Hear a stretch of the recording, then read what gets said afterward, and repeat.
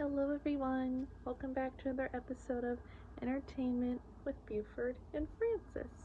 Today I'll be cosplaying as Buford Van Stom from Phineas and Ferb, and we'll be telling the story of Peter Pan.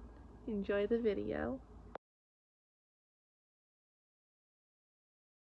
In the Edwardian London neighborhood of Bloomsbury in 1904, George and Mary Darling's preparations to attend a party are disrupted by the antics of the boys, John and Michael, acting out a story about Peter Pan and the pirates that were told to them by their older sister, Wendy.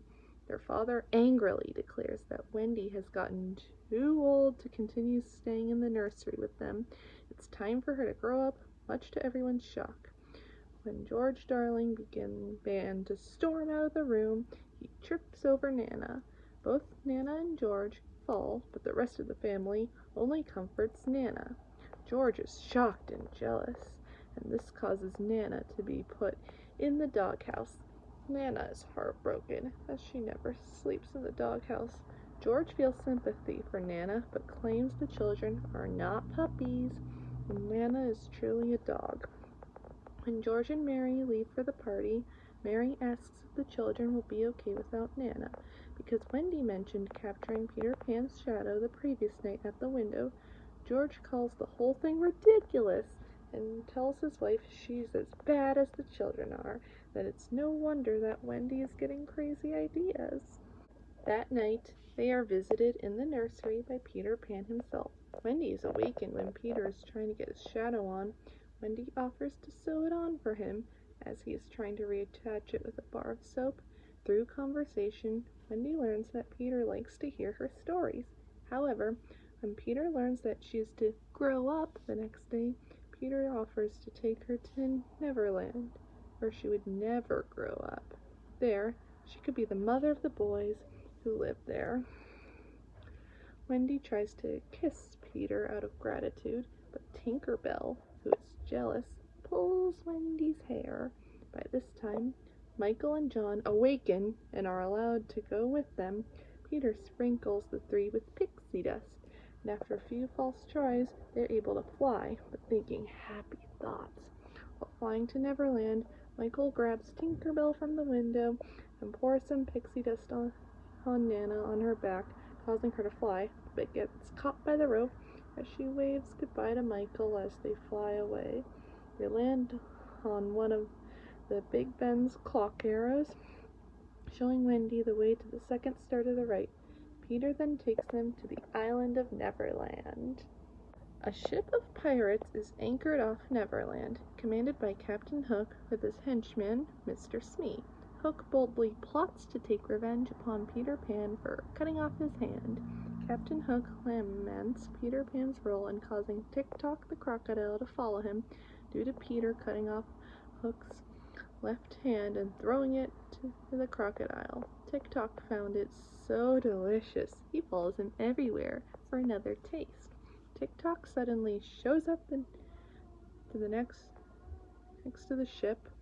Hook hears the clock ticking, and his eyebrows and pointing mustache begin twitching in rhythm with the music of Never Smile at a Crocodile.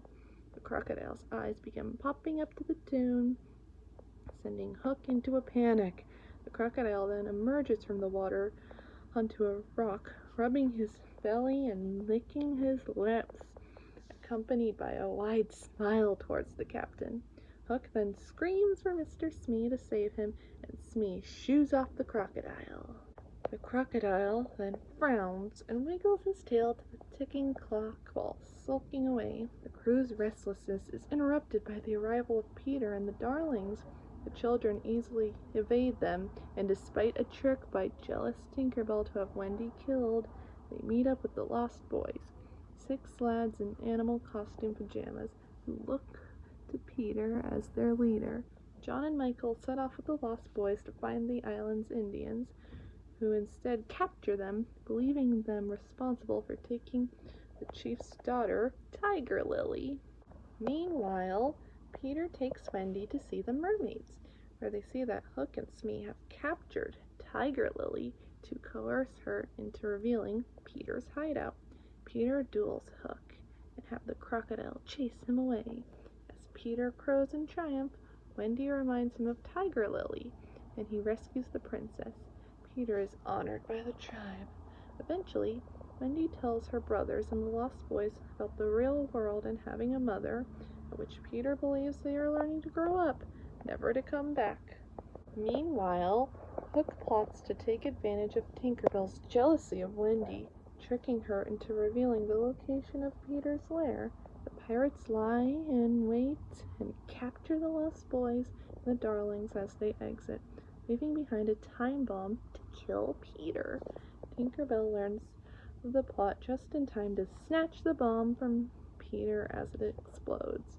However, although Peter survives the explosion, Tinkerbell is fatally injured in the now ruined Hangman's Tree. Peter tries to find and rescue Tinkerbell, while debris fall in the process. He can see her light, however, more debris fall on Peter. Peter then rescues Tinkerbell from the rubble, and together they confront the pirates, releasing the children before they can be forced to walk the plank. Peter engages Hook in single combat as the children fight off the crew and humiliates the captain. Peter fights Hook in a final showdown until the pirate begs for mercy. Peter then allows Hook to leave and never return. He crows and Hook lunges at him from behind. Wendy warns Peter, and he ducks, while Hook falls into the water below, where the crocodile was waiting. Hook and his crew flee, with the crocodile in hot pursuit. Peter gallantly commandeers the deserted ship, and with the aid of Tinkerbell's pixie dust, flies it to London with the children aboard. Mr. and Mrs. Darling return home from the party to find Wendy not in her bed, but sleeping at the open window. John and Michael are asleep in their beds. Wendy wakes and excitedly tells her about their adventures. The parents look out the window and see what appears to be a pirate ship in the clouds. Mr. Darling, who is soft in his position about Wendy staying in the nursery, recognizes the ship from his own childhood and realizes that some childhood fantasies may be real after all. The foursome all watch happily as it breaks up into clouds itself.